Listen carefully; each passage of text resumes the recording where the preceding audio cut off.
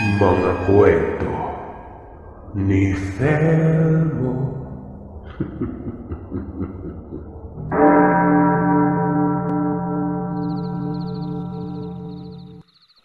Isang mapagpalang araw sa iyo, Sir Seth, at sa mga tagapakinig ng channel mo.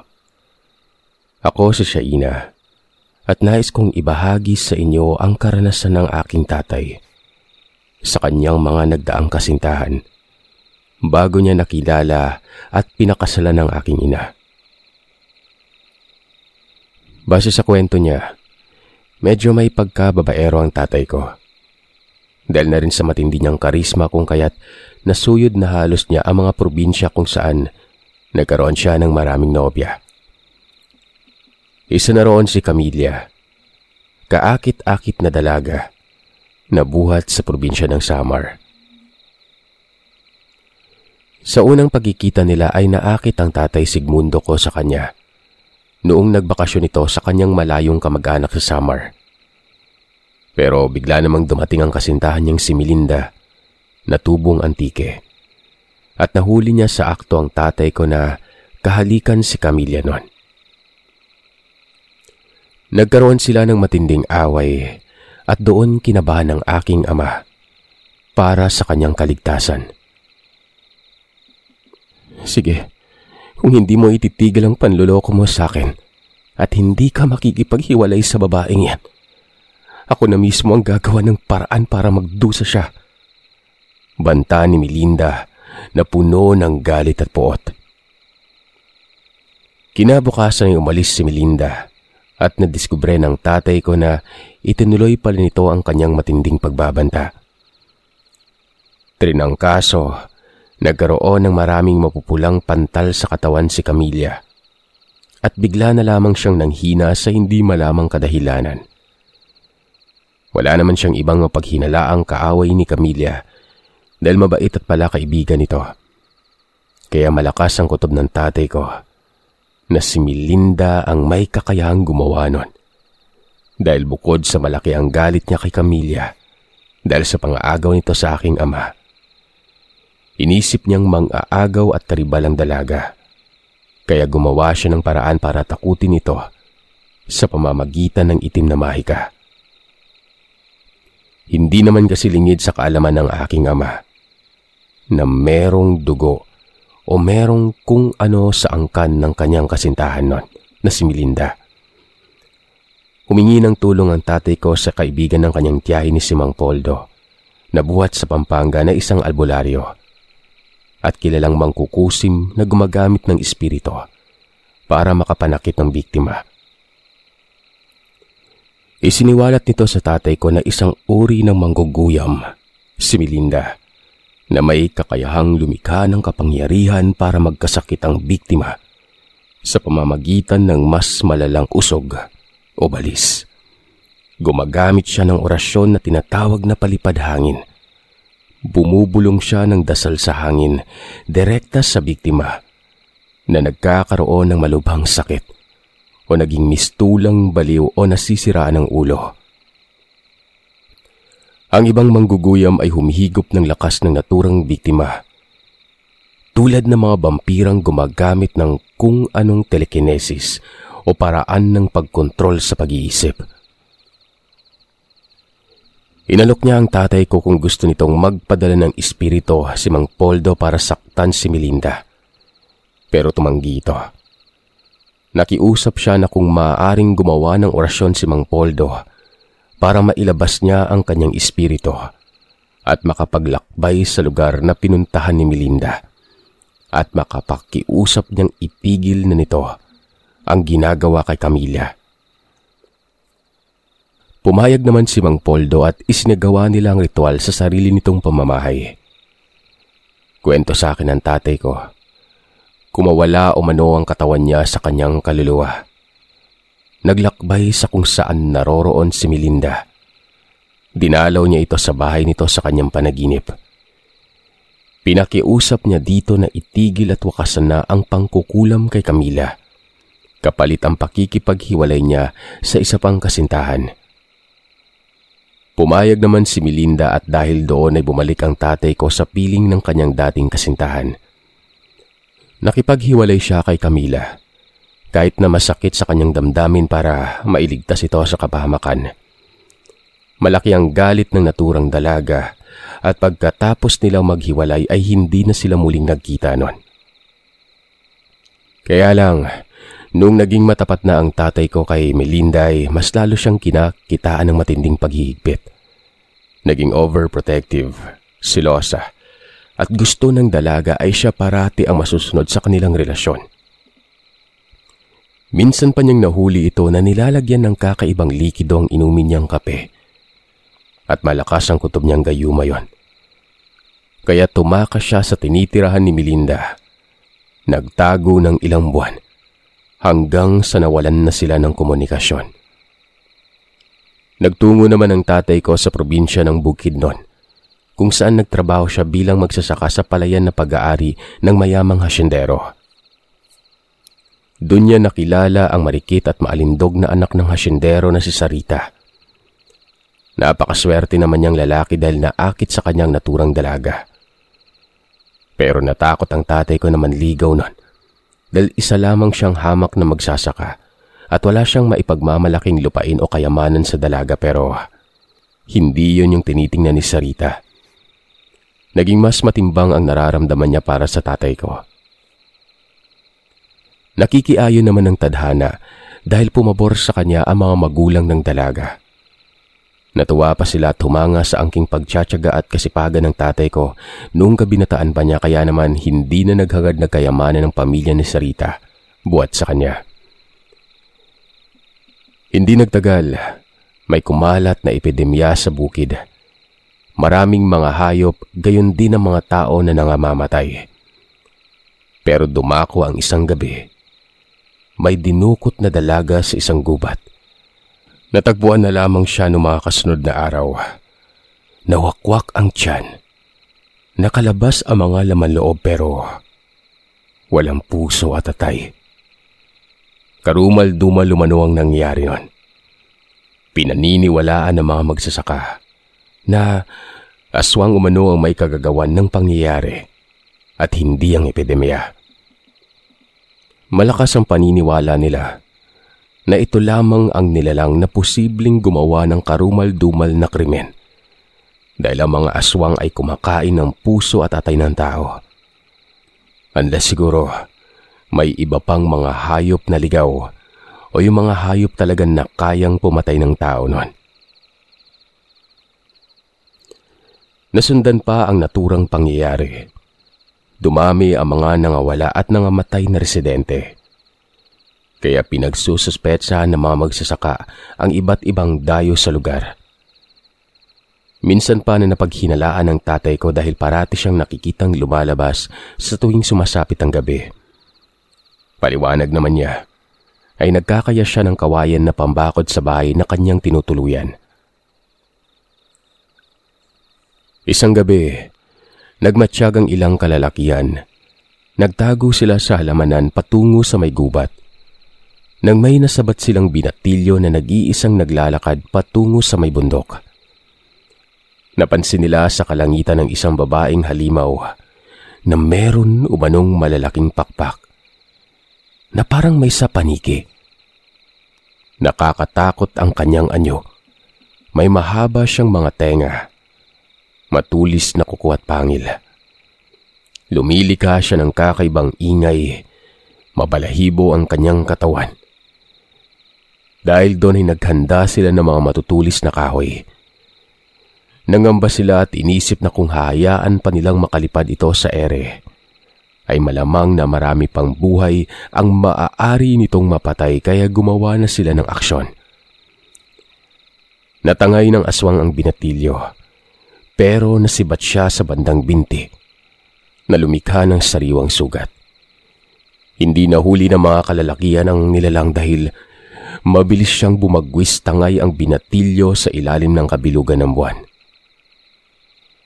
Kinabukasan, laking gulat nila nang mapansin na paika-ika ang paglalakad ng asawa ng hasyendero. At dahil doon, ay napagtanto ng mga magsasaka na posibleng ang buong pamilya ni Sarita ang mga wakwak na nambibiktima ng mga hayop at tao sa bukid noon. Nagsipaghanda umano ang mga tao ng mga sandata.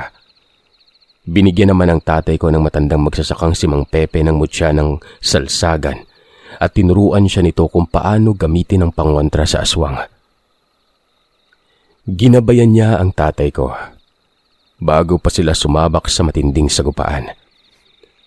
Naglabasan at nagliparan sa ere ang buong pamilya ng asyendero kasama si Sarita. Nakipaglaban numano ang mga magsasaka gamit ang mga gulok, sibat na kawayan at mga buntot paginon. Nang bumaba sa lupa ang mag-anak, ay sinalakay sila ng mga kalalakihan. Pinagsasaksak sila sa dibdib. Habang ang ilang tao naman ay nakalmot at nagkaroon ng mga sugat. Nakipagtunggali ang tatay ko kay Sarita. Inakala niya na mas mangingibabaw ang pag-iibigan nila pero nagkamali siya nang masugatan niya siya nito sa braso at gusto siyang patayin gamit ang matutulis nitong mga kuko. Nilingkis ng tatay ko, hinigpitan ang pagkakahawak sa leeg ng dalaga. Pero mas naging mabilis ito. Hinawakan siya sa ulo at buong lakas siyang binuhat pabagsak sa lupa. Napakalakas talaga umano ng mga aswang ayon kay tatay. Pinagsisipa pa siya nito bago hinablot ang collar ng kanyang damit. Mabuti na lamang at nakuha niya ang mutya ng salsagan. Inalog-alog niya ng makailang beses bago isinubo sa bibig ni Sarita. Naibuga ng dalaga ang mutya na para bang nasusunog ang bibig nito. Biglang nag-usok ang kanyang muka. Namula at umakyat ang usok sa kanyang ulo hanggang sa tuluyan na siyang mawalan ng malay at nalagutan ng hininga. Tumangis sumano ang aking ama sa pag-aakalang maililigtas niya si Sarita sa kadiliman pero wala. Ganun pala talaga ang pamilya. At nawala na rin ang pag-ibig nito para sa kanya.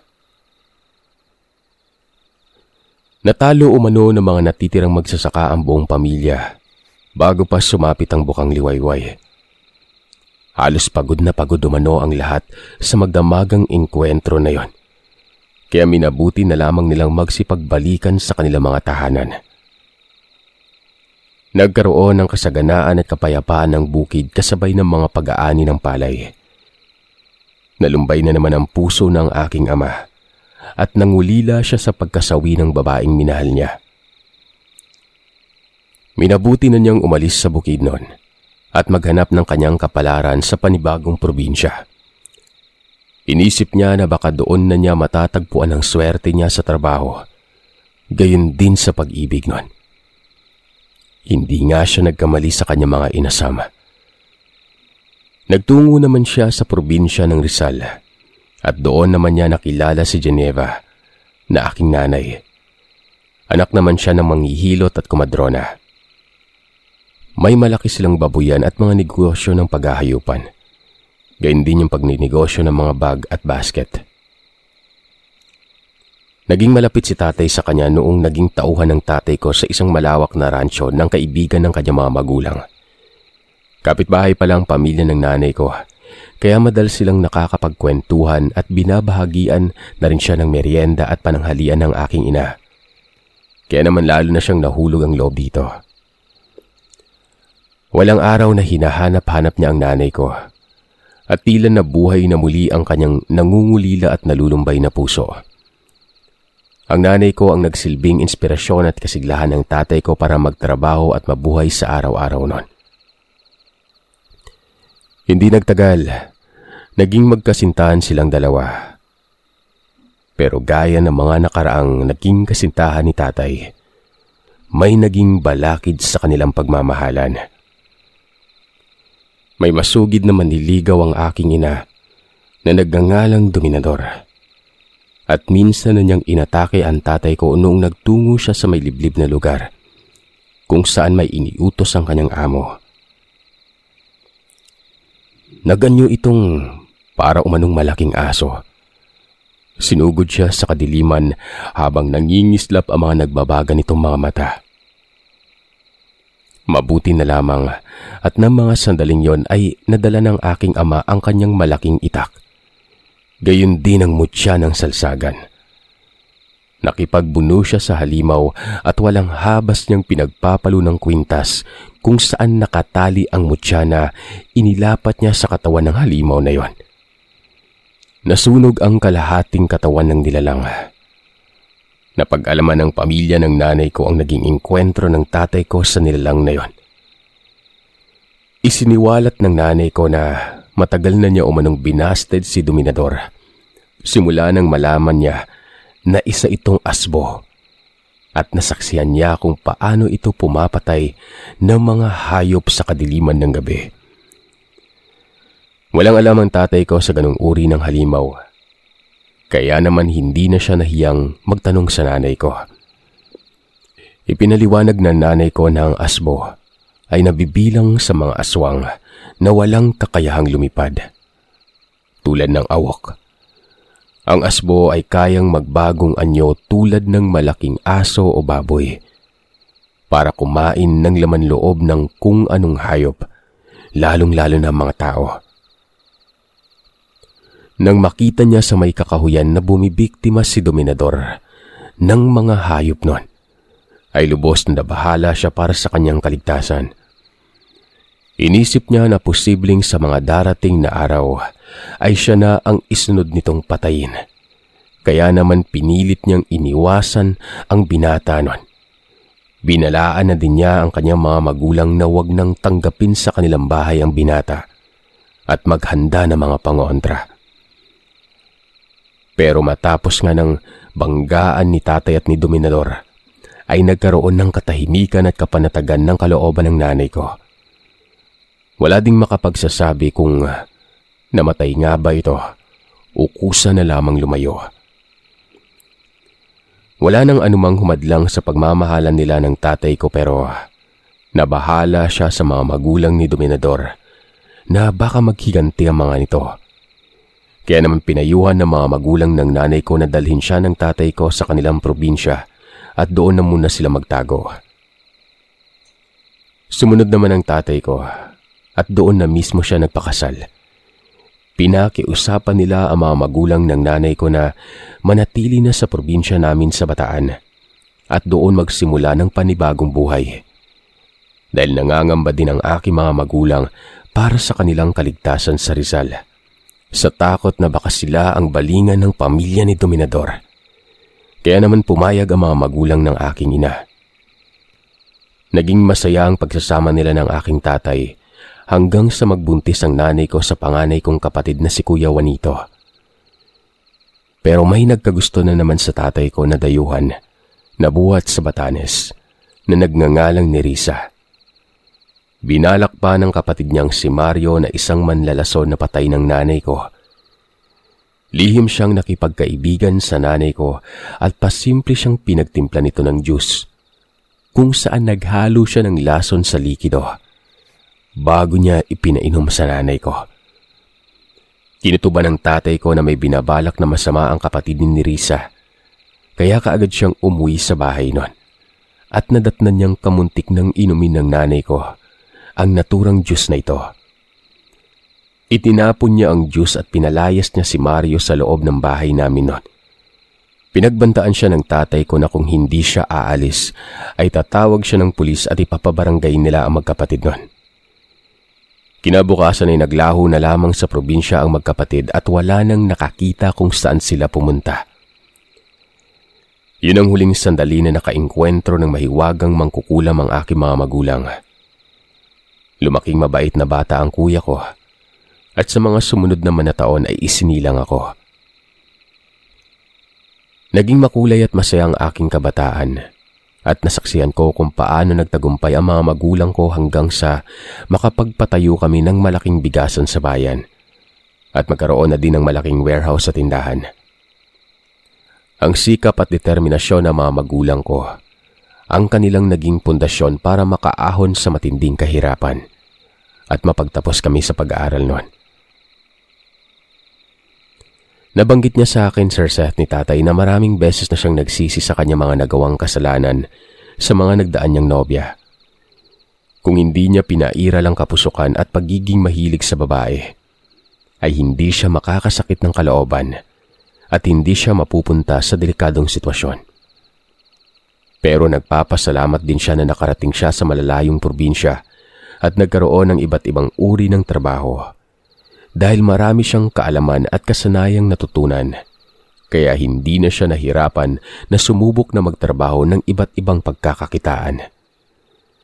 Yun din ang naging daan para malaman niya ang kapangyarihan ng mutya ng salsagan na iniingatan pa rin niya hanggang sa kasalukuyang panahon.